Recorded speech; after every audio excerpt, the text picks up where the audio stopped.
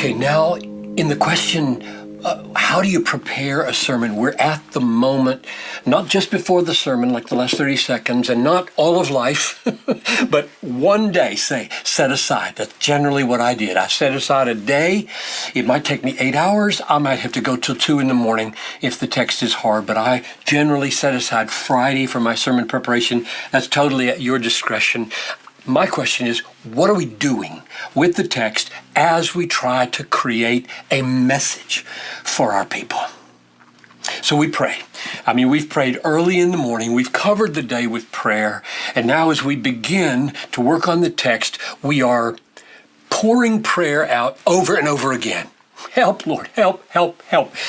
Time and time again, as we bump into problems, this day is saturated in, God, I need your illumination. I need to see what's here. I need to see what my people need that's here. I need to see ways to talk about it that's here. I need help with clarity. I need help with spiritual submission. I need help with my own sanctification. We pray like crazy in the preparation hours. And then, if you know the original language, put it on the screen or open your Greek or Hebrew. If you don't, do it in English, a good literal translation like the NASB or the ESV or something like that, and slowly start to read it. You might even want to write it out. I have developed a habit. I'm going to show it to you. You don't have to use this at all. There's nothing especially holy about this, but I fold a piece of paper, take a piece of paper like this. This is scratch paper. I never throw away paper that has a blank side. So I've got a file of scratch paper. I fold it in half. I put it in front of me. I've got the text here or on the screen. And now this half sheet of paper is now a scribbling pad. It's for random questions and ideas. I read, I write down a phrase. A thought comes to my mind of what that word might mean. I write that over here.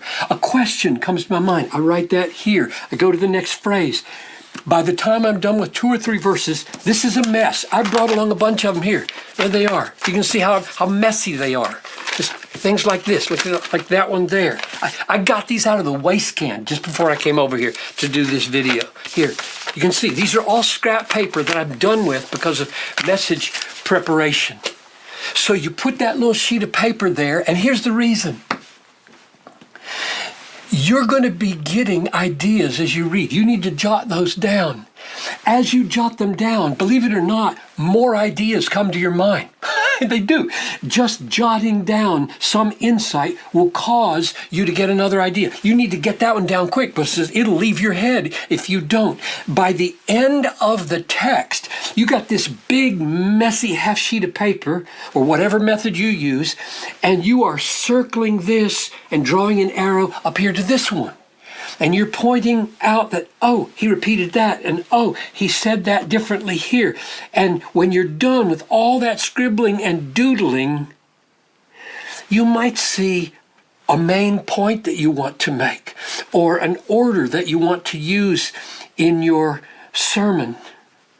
Now, the point of all that is to discern the meaning of words, discern the meaning of phrases, discern the meaning of the logical connections and the flow of the text so that you can decide what the main point is. For example, where James says, the anger of man does not work the righteousness of God. You need to ask, as you're writing it down, righteousness of God, circle, question mark. What does righteousness mean? That's what I mean by words. And you might then quickly do a quick word study of James's use of righteousness. That's safer than using Paul to interpret James. And then you circle righteousness of God, and you want to know, what's the phrase mean? What does of God mean? Righteousness God produces, righteousness God has, righteousness that God imputes. What does of mean? And you need to know the meaning of a phrase. And then you notice that he had said earlier, how does it go? Don't be quick to speak, be slow to anger, slow to speak, For the anger of man does not work the righteousness of God. And you realize that whole clause, the anger of man does not work the righteousness of God, is a ground for not being quick to speak, but being slow to speak, slow to anger. And so now you've got a structure of a clause supporting a point, and you realize, okay, I need to show my people not only the meaning of this word righteousness, not only the meaning of the phrase righteousness of God, I need to show how this clause is the support for why they should be slow to speak and slow to anger. All of that happens as you're doodling and drawing lines and getting ideas. So that's my approach. I don't say it has to be yours, but I find that a lot of young guys, they just stare at a text. I don't even know what to do. I don't know what to do. And I'm saying, get a piece of paper and start jotting down what you see as you write the text, questions, answers, connections, looking up this word righteousness. Oh, I saw this in chapter 3, and you put that down, and ideas are happening, and you've got a place to record them. You may have 3 or 4 of those little half sheets before you're done. And now you want to know, okay, what's the main point of the text? Now, if you know how to do what we call arcing or phrasing or sentence diagramming, and you've got the time, this is a great place to do that, because all kinds of light will be shed on the meaning of words, on the meaning of phrases, and the logical connections if you do this thing we call arcing. But we won't talk about that here. In my book on preaching, I got lots of a whole appendix on how to do arcing. My point here is the main point of the text is that point which is supported or explained by everything else in the text. That's what I mean by main point. And the question arises, does the main point of the sermon that you're going to now construct need to be the main point of the text?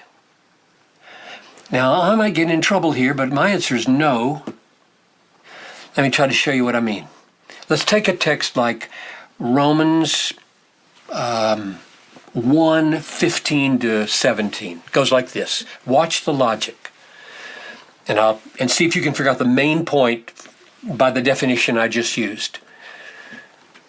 I am eager to preach the gospel to you who are in Rome. For I am not ashamed of the gospel of Christ. For it is the power of God unto salvation to everyone who believes, to the Jew first and also to the Greek. For in it the righteousness of God is revealed from faith to faith, as it is written, the just shall live by faith. You got 4 propositions. All of them are connected by because. So the main point is which?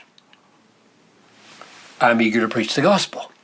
Because everything in the text supports it. That's my definition. If you got a different definition of main point, that's okay. But just be clear. My definition of main point is the point in the text that everything else is supporting or explaining. And clearly the main point is, I am eager to preach the gospel. Because, ground, I'm not ashamed of it, because it's power, because righteousness is revealed in it. All these are subordinate to that, and guess what? They're more important. The main point is not the most important thing.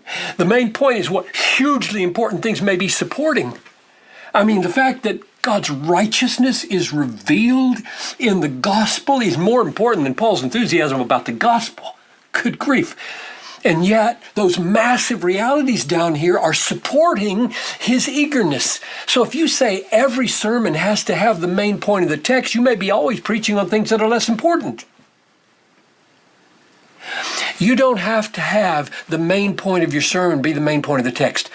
The main point of the sermon here might be the righteousness of God is revealed from faith to faith. Or the main point might be the gospel is the power of God unto salvation. Or the main point might be, I'm never ashamed of the gospel. Or the main point might be, I'm not ashamed, that is, I'm eager to preach the gospel to you. But here's the catch, and I hope I can win back those who've just been disappointed by what I said. You got to make clear to your people as you preach on any one of those how the text works.